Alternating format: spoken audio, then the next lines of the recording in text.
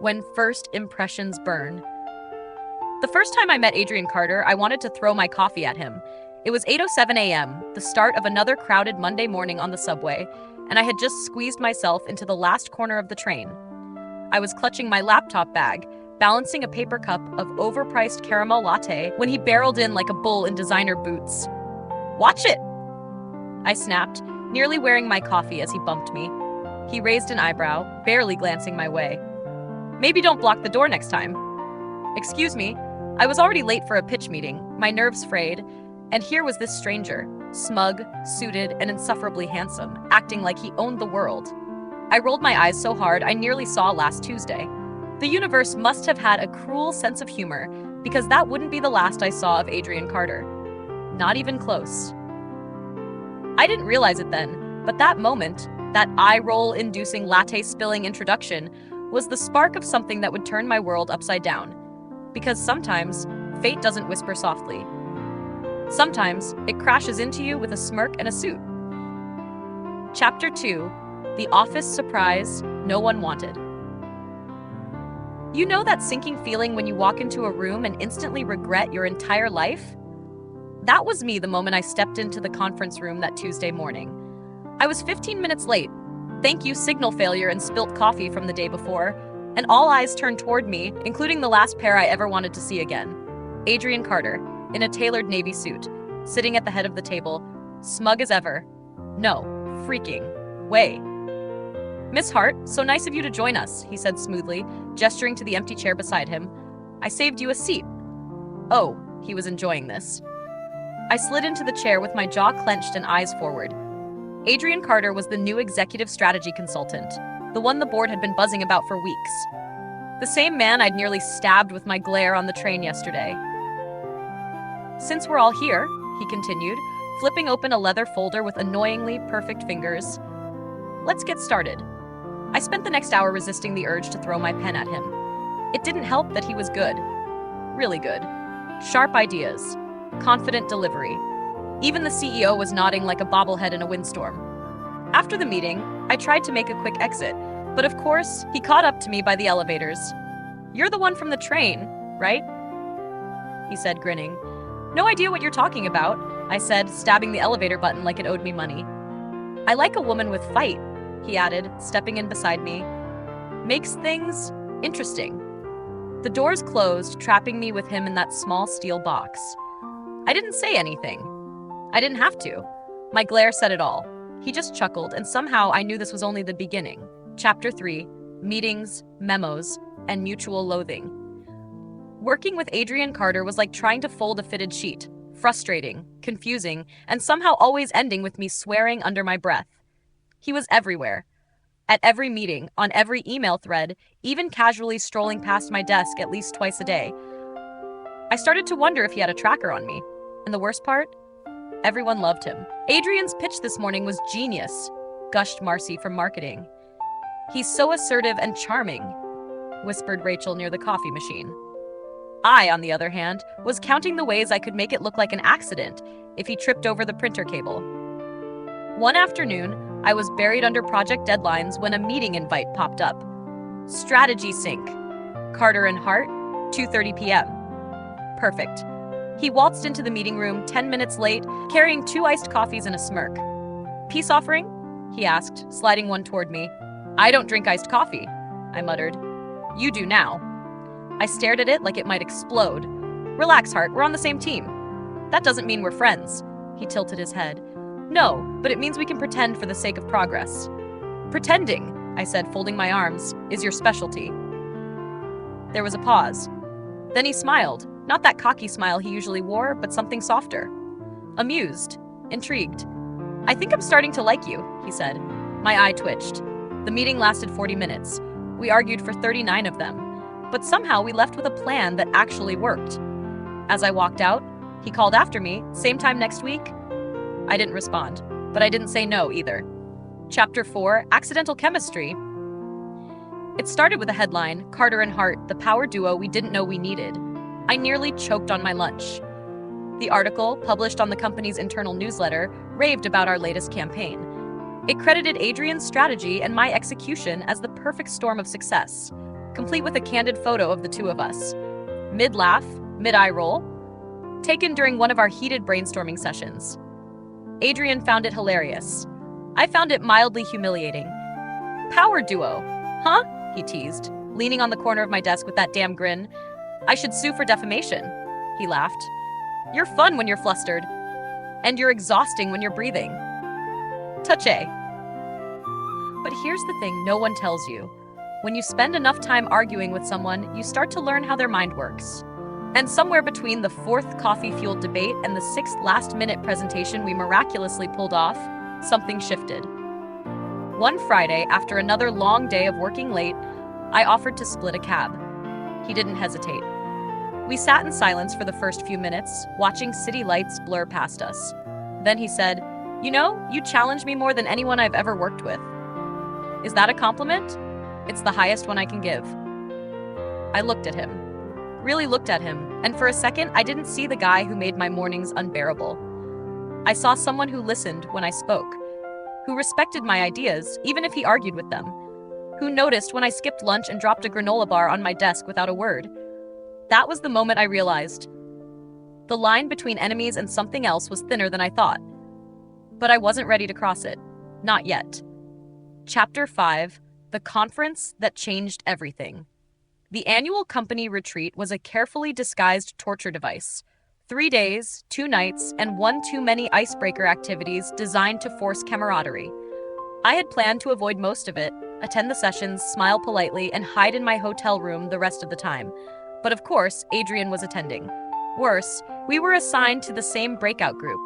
By lunch on the first day, he'd already found me at the buffet. "Tell me you're not planning to spend the whole retreat avoiding everyone," he said, dropping a bread roll on my tray. "Only the ones who annoy me." He smirked. "So everyone." The session that afternoon involved group exercises that required trust and teamwork, 2 things we were only beginning to master. "Partner up," the facilitator called. I turned to look for someone else. Adrian was already beside me, hand extended. "Let's get this over with," I muttered, placing my palm in his. The exercise was some ridiculous communication challenge involving blindfolds and obstacle courses. I was blindfolded. Adrian gave directions. "Step left," he said. I stepped right.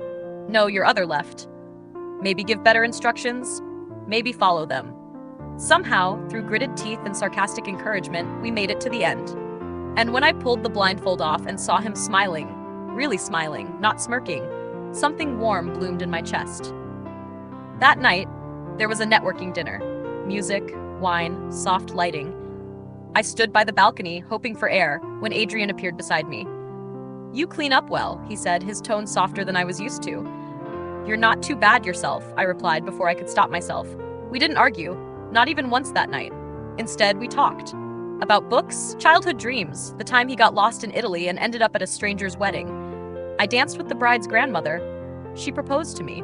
I laughed. I would have paid to see that. We didn't notice when everyone else began to leave, or when the music changed to something slow. He held out a hand. "One dance?" I hesitated. Then I took it. It was clumsy at first. We stepped on each other's feet. I rolled my eyes. He laughed. But when we settled into the rhythm, I let myself lean just a little closer.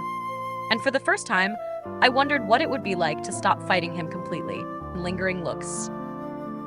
Returning from the retreat should have felt like a relief, but the air between Adrian and me was different now. Charged. Tentative. Like walking a tightrope in silence, hoping the other person felt it too. Back at the office, everything returned to normal, at least on the surface. Adrian and I resumed our usual bickering, but now it felt like foreplay more than warfare. Our exchanges were sharper, yes, but underlined with heat. One rainy Friday, I was stranded outside after forgetting my umbrella, watching the downpour flood the sidewalk. I muttered a curse under my breath as my phone died mid-ride request. That's when a familiar voice called out behind me. "Need a lift, Heart?" I turned to see Adrian behind the wheel of a sleek black car, one arm resting casually on the window frame, rain dancing on the roof like a scene out of a rom-com. "I don't usually accept rides from people I threaten in meetings," I said, hugging my bag tighter. "But you do make exceptions for people who remember your coffee order," he grinned, lifting a to-go cup from the console. I hesitated for a beat too long, then got in. The ride was quiet at first. Comfortable. The kind of quiet that didn't need to be filled with small talk. He played soft music, jazz, unexpectedly, and tapped his fingers on the steering wheel in rhythm. "Thanks," I said after a few blocks. "For what?" "For not making this weird." He looked at me briefly, a smile playing at the corners of his mouth. Yet. He dropped me off in front of my apartment but didn't drive away immediately. I turned to him. "Something on your mind?" His eyes searched mine like he was weighing words carefully. "Just thinking. I never expected any of this. You and me." I swallowed. "Me neither." We didn't kiss. There was no dramatic confession or rain-drenched embrace. Just a moment. A pause. The quiet realization that the wall between us had cracked, and something honest was beginning to shine through. Mixed signals and midnight texts. By Monday, I'd convinced myself that the ride home meant nothing. We were still Adrian and Hart. The office rivals turned reluctant collaborators. That little moment on my doorstep? Probably just the rain playing tricks on my hormones. But then came the texts. It started small. A quick message after our weekly meeting. "Adrian, you didn't roll your eyes at me once today. Everything okay?" "You didn't say anything worth rolling my eyes at." "Adrian, coffee tomorrow?" I promised not to gloat about the Peterson account. "Much. You had 5 minutes of brilliance in a 30-minute meeting. Let's not get cocky." By Wednesday, it had become routine. Midday banter, after-work jokes, late-night questions like, "What's your worst date ever?" And if you had to eat one thing for the rest of your life. And then, around 11:47 p.m. on Thursday night, this one. "You ever wonder if we would have liked each other if we met somewhere else?" I stared at the message for a long time. It felt dangerous, like a door I wasn't sure I was ready to open. Still, I replied, "Me. Maybe. Or maybe we needed to clash first to pay attention." No response that night. But the next morning, he brought me a latte with cinnamon, just the way I liked it, and a sticky note on the cup. Still paying attention. My heart betrayed me. It skipped. And I knew then, this wasn't just workplace chemistry or retreat leftovers. This was something new, something complicated, something that might just be the beginning of everything I never saw coming. Chapter 8, Close Calls and Closer Conversations. The line between us was growing thinner by the day, stretched taut between sarcasm and sincerity, banter, and something dangerously close to longing. And then came the night everything almost shifted. It was supposed to be a group dinner, a celebratory meal after our team secured a major account. Most of the staff bailed last minute, leaving just 3 of us, Adrian, me, and a quiet analyst named Sophie who ducked out before dessert, claiming an early flight, which left us alone. Again. We were seated in a cozy corner booth of a candlelit Italian bistro that screamed date night. I tried not to notice how the lighting made his eyes look darker, or how his sleeves were rolled up just enough to expose the veins in his forearms. I failed. "So," he said, swirling his wine glass, "what's your deal, Hart?" I blinked. "My deal?" "Yeah. What makes you tick? You're a mystery, you know. One minute you're rolling your eyes, the next you're quoting obscure literature and saving the day. Maybe I like keeping you off balance." He smiled. "That you do." We talked for hours, about books, childhood regrets, songs we couldn't listen to anymore. I told him about my parents' divorce, how it taught me to keep my walls high and my feelings quiet. He shared how he moved cities every 2 years growing up, always the new kid, always proving himself. It was real, unfiltered, intimate. And at the end of the night, standing outside in the cool air, there was that moment again. The one where the world went still and the space between us shrunk. He leaned in just slightly. I didn't back away.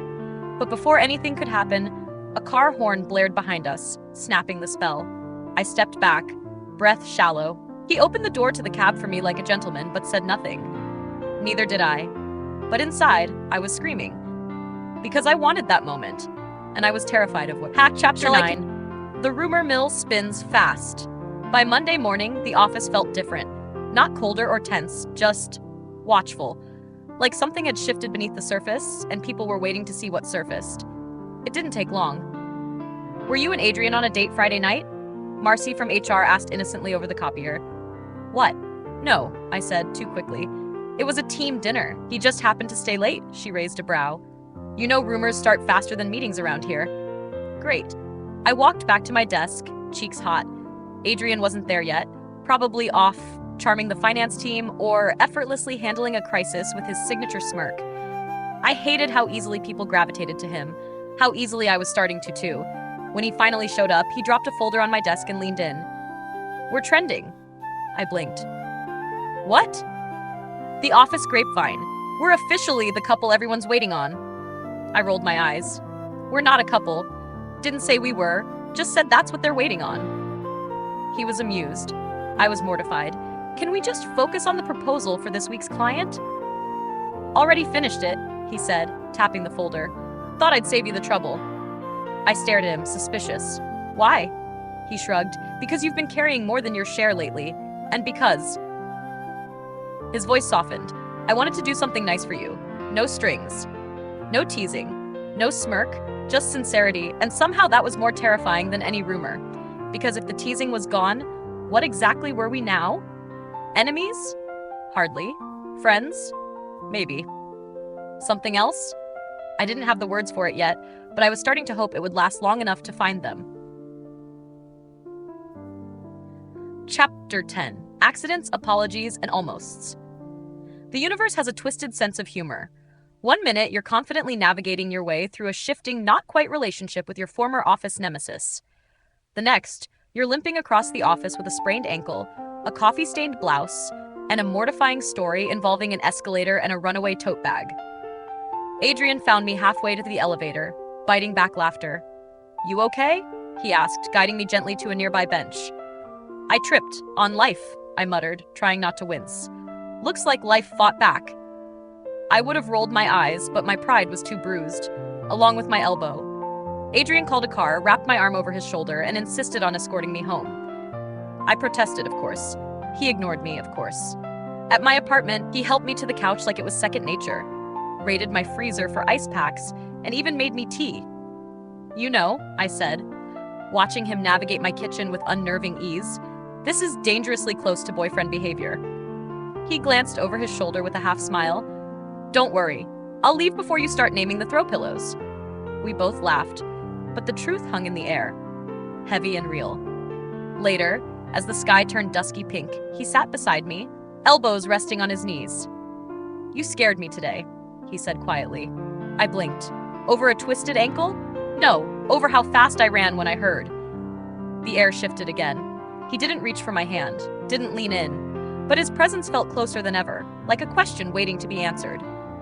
We didn't speak for a long time, just sat in silence, shoulder to shoulder, surrounded by the kind of quiet that feels full instead of empty.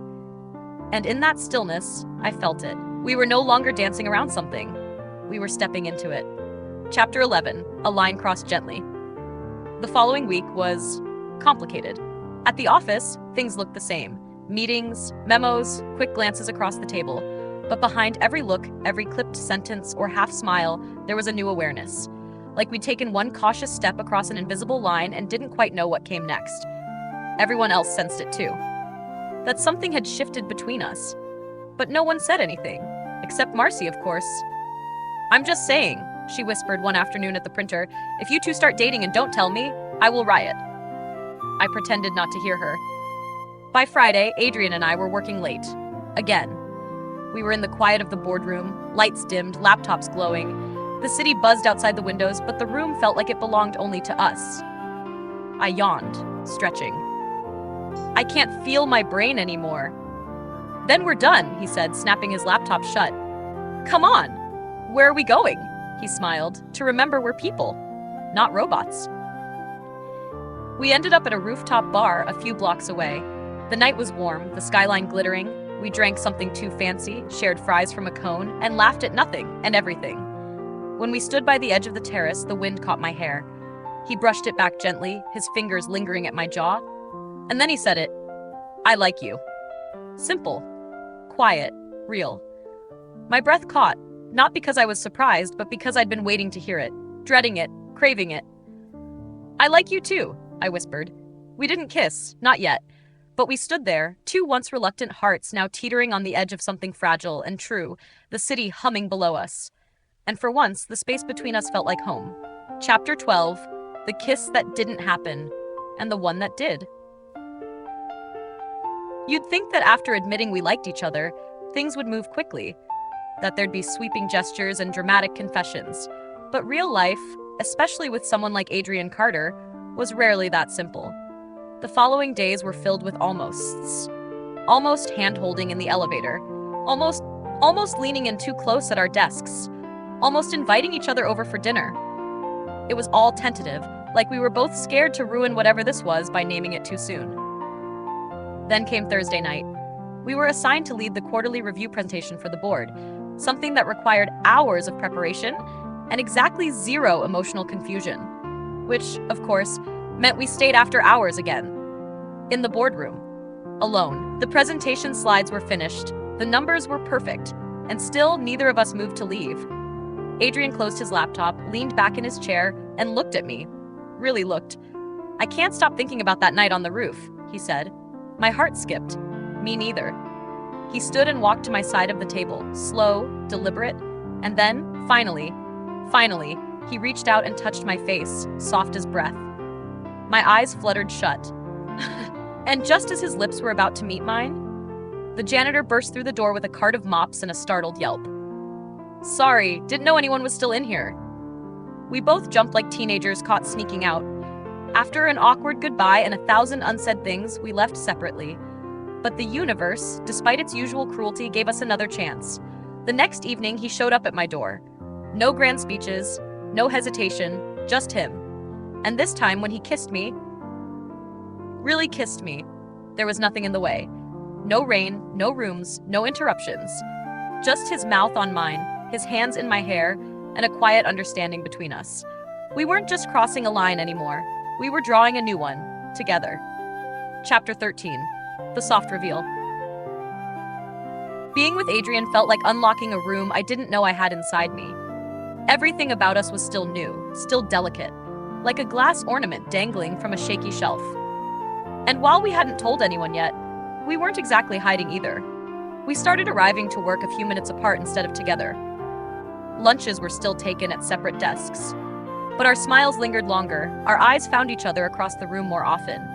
And when we passed in the hallway, our fingers would brush for just a second too long. Marcy noticed first. She cornered me by the vending machine, arms crossed, one brow arched. "You're glowing." "I'm what?" "Glowing. And don't pretend it's the vending machine light. Is something going on with you and Adrian?" I tried to play it cool. "We're just spending more time together." Her grin widened. "So it's a yes." I didn't confirm. I didn't deny. But the smile that tugged at my lips said enough. Later that day, Adrian texted me during a meeting. "Did Marcy interrogate you?" "Me. She thinks we're glowing." "We are." It was the smallest message, but it made my heart feel like it might burst. The next morning, he brought me a croissant and left it on my desk without saying a word. On top was a note, folded once. No more almosts, just us. That night, after everyone left, we shared a quiet kiss in the break room. Lights off, laughter muffled, hearts loud. And for the first time, I didn't care who saw. Because we weren't pretending anymore. We were real. Chapter 14, Ripples in the Routine. The morning after our break room kiss, something felt different. Not bad, just more real. I caught Adrian watching me during a team meeting. Not in that casual, office glance kind of way, but in the way that made my heart flutter like it had wings. His gaze held a softness that no one else could decode, but I felt it like a quiet hum in my bones. But with new closeness came new complications. At lunch, we bumped into our boss, Mr. Langford, the company's living, breathing policy manual. "Working closely, I see," he remarked, not unkindly, but with an eyebrow arch just enough to make my stomach drop. Later that afternoon, Adrian messaged me. "Adrian, Langford smells feelings." Me, "He's like a romance bloodhound. We need to be careful." Too late. You smile at me like I hung the moon. "You wish." We agreed. No hand-holding in the office. No obvious glances. No one-on-one lunches unless absolutely necessary. But the pull between us didn't listen to rules. We found excuses to brush shoulders in the break room, shared silent jokes during presentations. And when I passed by his office, he'd sometimes leave the door cracked just enough for me to peek in.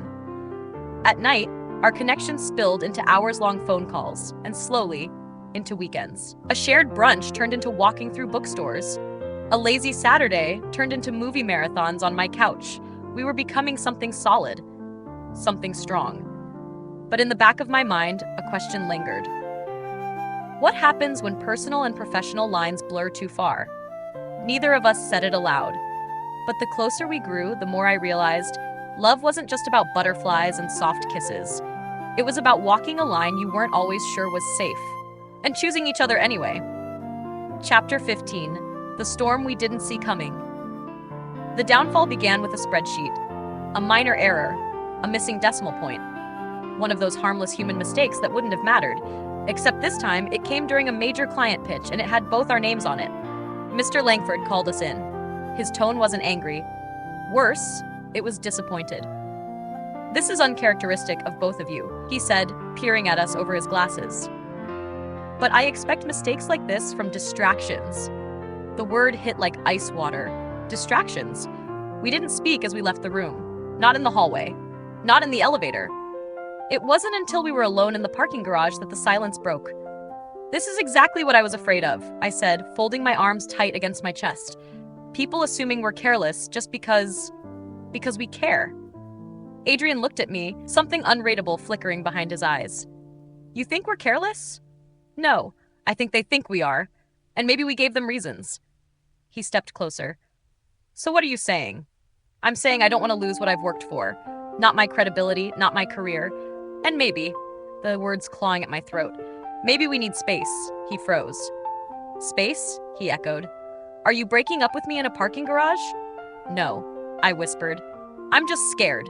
And there it was. The truth. Ugly, raw, honest. He nodded slowly, jaw tight. "Okay, if that's what you need." I watched him walk away, every step feeling like a door closing behind us. That night, the silence wasn't comforting. It was a storm of doubt. And for the first time since this all began, I questioned if love, real love, could survive when the world we built it in began to crack.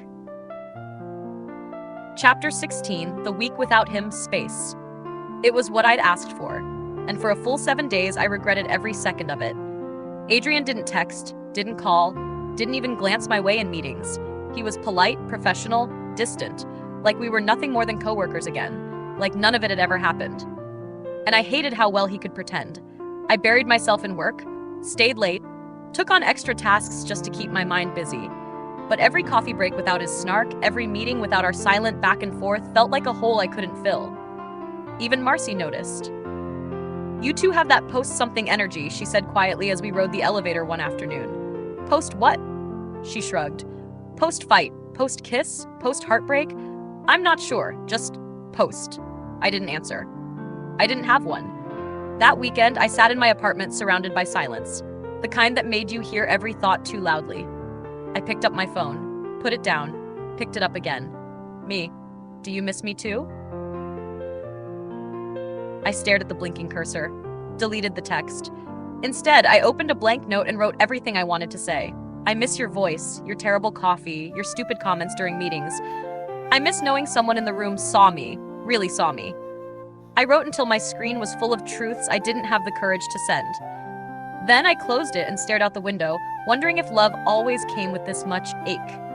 And if so, was it still worth choosing? Chapter 17, A Sign I Couldn't Ignore. Monday came like a wave I wasn't ready to face. The office buzzed as usual, keyboards clacking, printers whirring, phones ringing, everything moving, except me. I sat at my desk staring at the same spreadsheet for 20 minutes before I admitted it.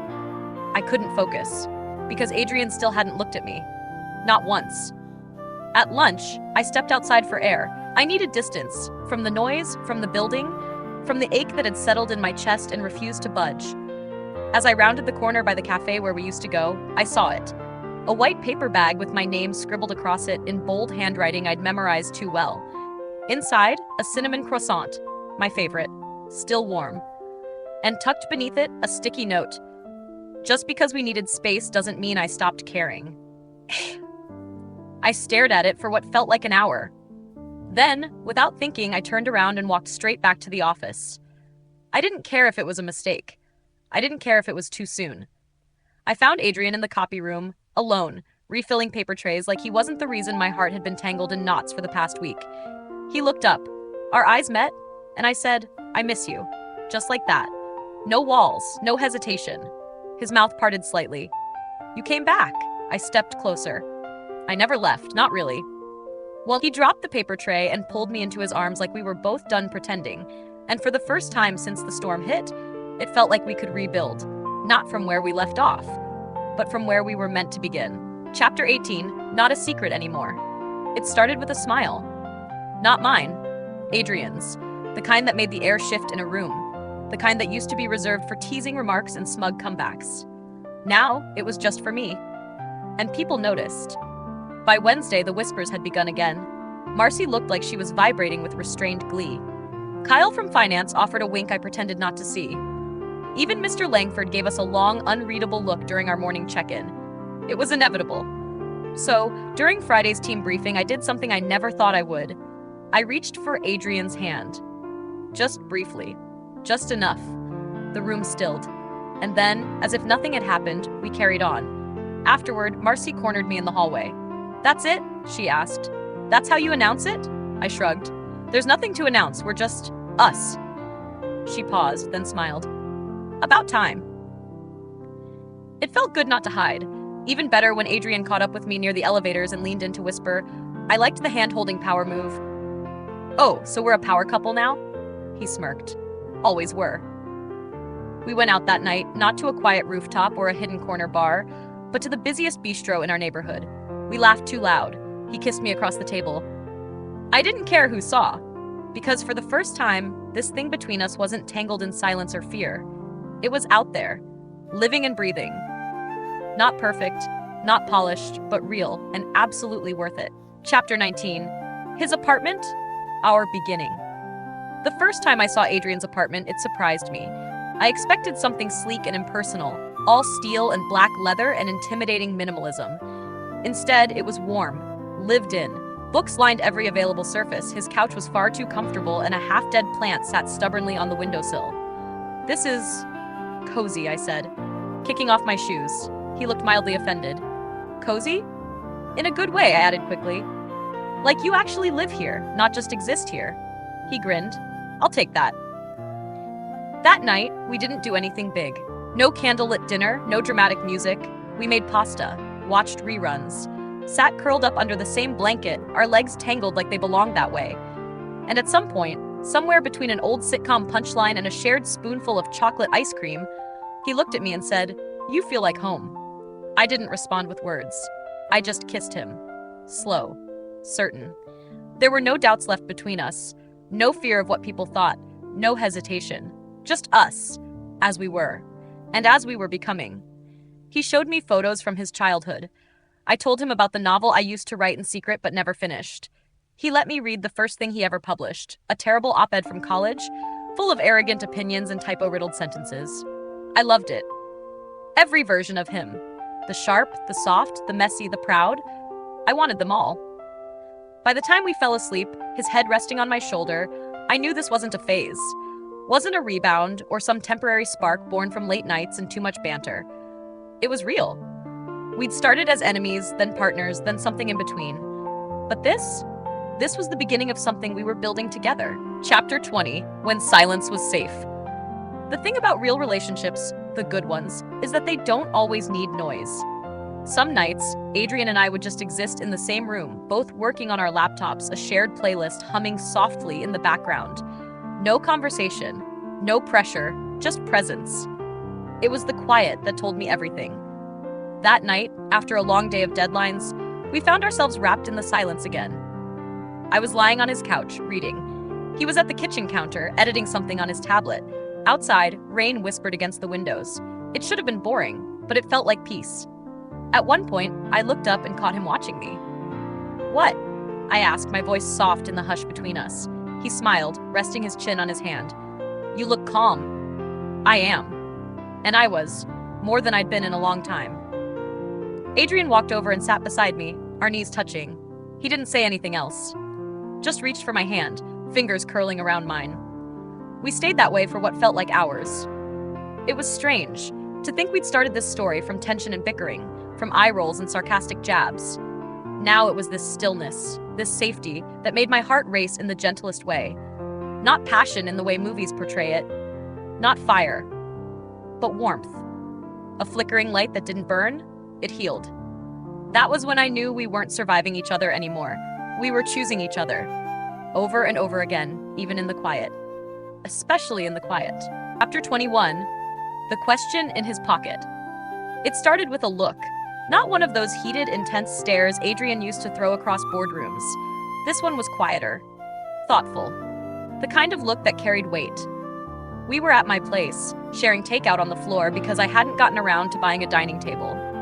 Adrian was uncharacteristically quiet, poking at his noodles and glancing at me like he was building up to something. "What's going on?" I finally asked, nudging his knee with mine. He gave a half smile. "Just thinking." "Dangerous." He laughed under his breath. Then he reached into his pocket and pulled out something small. A box. My heart stumbled, but before I could spiral too far into the meaning of velvet boxes, he opened it to reveal a key. Just a key. To his place. "For you," he said simply. "No pressure. Just when you want to come and go like it's yours." "Because, well," he hesitated, then met my eyes. "It kind of is." I stared at it, heart pounding harder than it had any right to over a piece of metal. "You're giving me a key?" I whispered. He nodded, then added quickly, "You don't have to. I want you to know the door's open. Always." I took the key, my fingers brushing his, and suddenly it wasn't just about a lock or a door or his apartment. It was about the life behind it. About the fact that someone who used to frustrate me with every smug smirk was now offering me something unspoken. Stability. Trust. Permanence. "I'll use it," I said, smiling. "A lot." He exhaled like he'd been holding his breath since he handed it over. We didn't make a big deal out of it. There were no dramatic declarations, no speeches, just the quiet promise between us that we were no longer circling something undefined. We were stepping into something real. Together. Would you coffee mugs and shared mornings? The first morning I used the key, I didn't knock. I let myself in while the sun was still stretching over the skyline, a soft gold brushing the tops of buildings. Adrian wasn't in the living room, but the smell of coffee led me to the kitchen. He stood there barefoot, wearing a faded t-shirt and boxers, hair sticking up like he'd fought a pillow war. When he saw me, he didn't act surprised, just smiled, that sleepy smile that made my stomach flip. "You used it," he murmured, pouring a second cup. "You left the coffee on. Thought it was an invitation." He handed me the mug like we'd done this 100 times before. Like this was already normal. And maybe, in some quiet way, it was becoming just that. We didn't rush through the morning. No alarms, no scrambling to make it out the door. We sat on the couch with our coffee and our silence, legs tangled under a shared blanket, a news anchor's voice murmuring in the background. At some point, Adrian leaned his head on my shoulder and said, "I like this." This, you, here, in my mornings. It was such a small thing to say, and yet it meant everything. Because for once, our connection wasn't just after hours. It wasn't born in shadows or sneaky glances across conference tables. It was in the light. It was coffee mugs and shared toothpaste and fighting over what playlist to listen to while we got dressed. It was building something ordinary and beautiful out of everything we used to think was impossible between us. That morning, as I left his place with the key in my pocket and his kiss still on my cheek, I realized something simple. We weren't falling anymore. We had landed, and we were exactly where we were meant to be.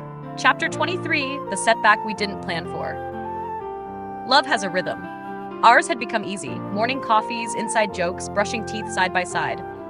We'd carved out a routine that felt safe, familiar, warm, but real life doesn't care how comfortable you are.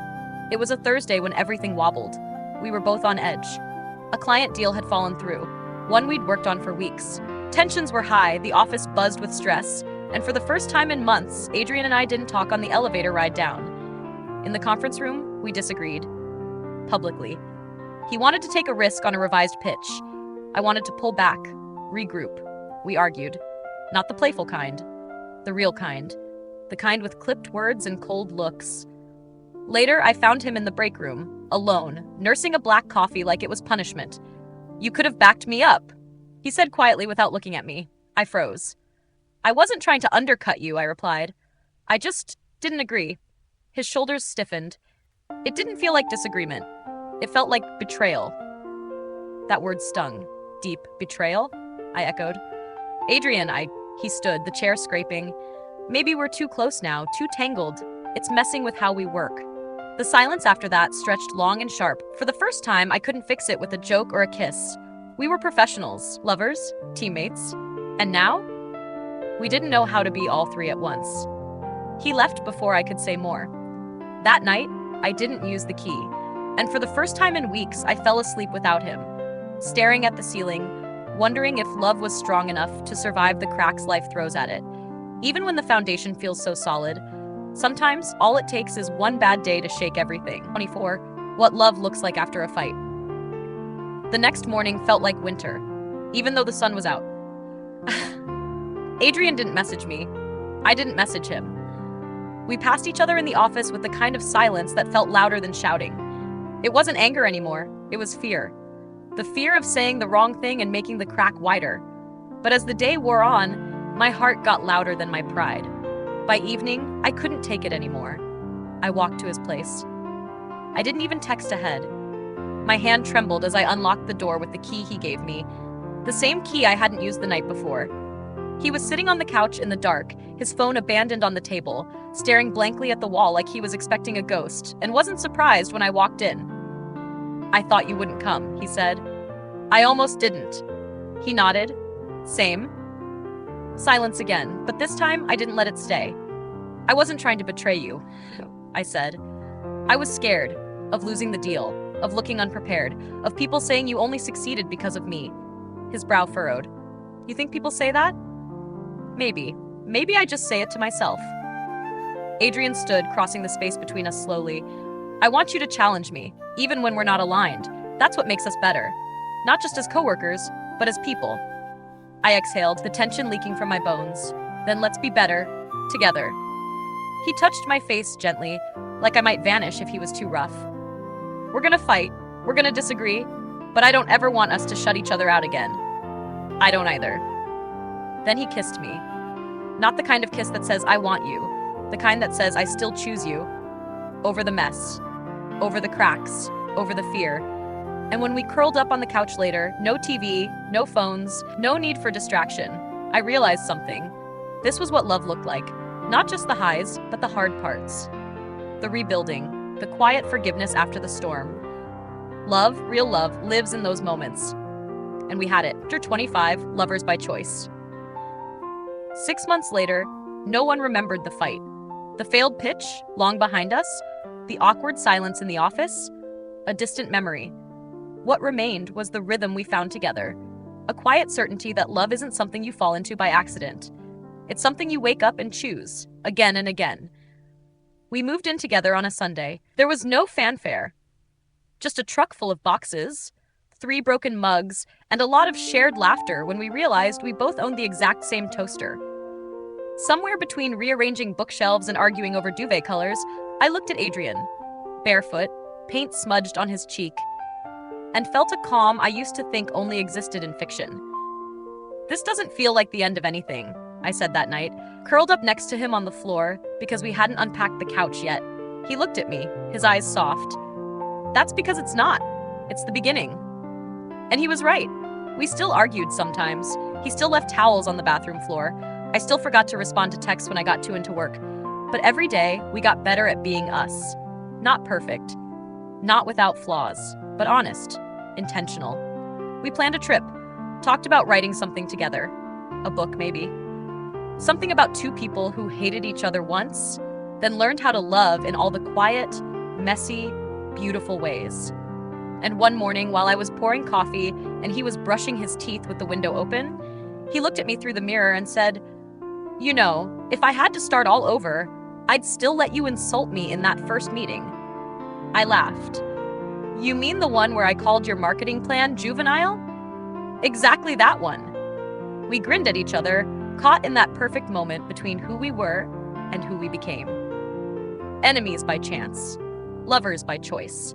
And every single day we chose each other again.